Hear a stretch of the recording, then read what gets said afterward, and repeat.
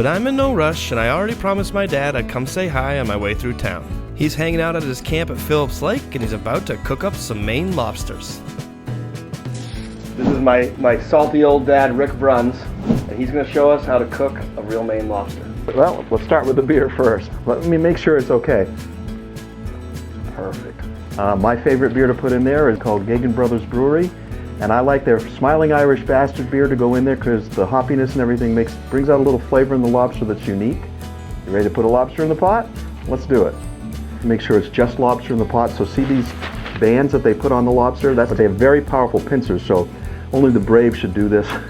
I've dealt with lobsters all my life, so it's no big deal for me to take these off, but I don't like to boil the rubber with my lobsters. And the water's coming to a boil, so we'll do that just like that.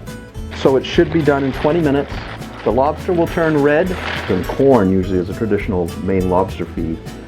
Go in together usually with some seaweed. The seaweed flavoring there is very good, and I highly recommend that as well as a beer. We just didn't have any seaweed today. I recommend real butter. Again, the flavors are spectacular. You might as well have the real thing, and it's not that bad for you in small amounts. Oh, good. But I like to put balsamic vinegar in. My son and I both enjoy real good balsamic vinegar, so it's whatever you like for flavoring, but that fresh lobster meat, sweet and tender, almost melts in your mouth. Market price that day was $5.95 a pound. Good. You know, I don't know if it's that I love lobster or I just love melted butter.